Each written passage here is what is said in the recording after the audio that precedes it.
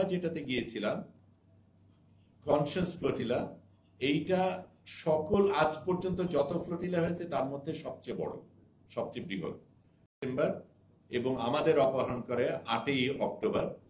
আমাদের কিছু আগে, একদিন আগে আরো 8টা ছোট নৌকা এবং পরে আরো 2টো মাঝারি নৌকা রওনা দেয় আমাদের একদিন আগে।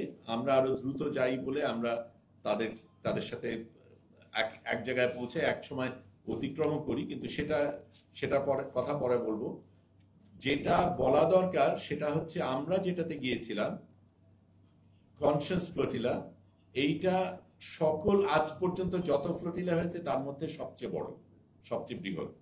আমি তুলনা করার জন্য যদি বলি, আমরা এর আগে সুমুদ ফ্লোটিলাতে প্রায় 50টা নৌকা ছিল, সেটাতে প্রায় 500 জন আরোহী ছিলেন।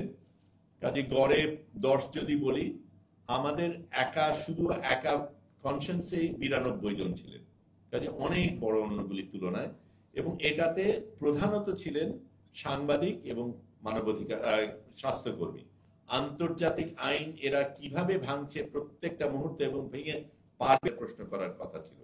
কারণ যেহেতু এই দুই ধরনের পেশাজীবীর ব্যাপারে তাদের সবচেয়ে বেশি আগ্রাসন, সবচেয়ে বেশি ভয় এবং এদের সবচেয়ে বেশি খুন করা হয়েছে, আমরা সিদ্ধান্ত নিয়েছিলাম আমরাই যাব এই অবরোধটা ভাঙার জন্য এবং আমাদের সহকর্মী যারা গাজায় আছে তাদের পাশে আমরা দাঁড়াবো। আমরা ধরেই নিয়েছিলাম আমরা যাব এবং গেলে আমাদের কি হবে সেটা জানি না, কতদিন থাকতে পারবো জানি না। আমরা যাতে গাজাবাসীদের উপর বোঝা হয়ে না যাই সেই কারণে তাদের থেকে, যখন তাদের এত কম আছে সেখানে আমরা তাদের যারা আছে তার উপর ভাগ না বসাই, সেই কারণে আমরা বাড়তি নিয়ে গেছিলাম। এটা ত্রাণ দেবার উদ্দেশ্যে না, তাদের উপর চাপ না তৈরি, তাদের উপর বোঝা না হওয়ার উদ্দেশ্যে। 30শে অগস্টে রওনা দিয়ে 2রা অক্টোবরে অপহৃত হলো। আমরা 30শে সেপ্টেম্বরে রওনা দিয়ে 8 তারিখে আমাদেরকে অপহরণ করা হলো।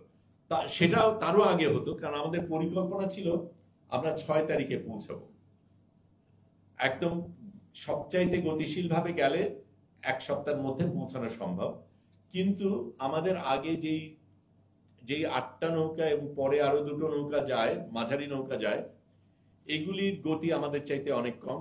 এই 8টা নৌকা পালতোলা নৌকা অত দ্রুত যেতে পারে না। আমরা প্রথমে ভেবেছিলাম আমরা চলে যাব, কিন্তু আমাদের তারপর মনে হলো তাদেরকে ফেলে যাওয়াটা আমাদের ঠিক হবে না।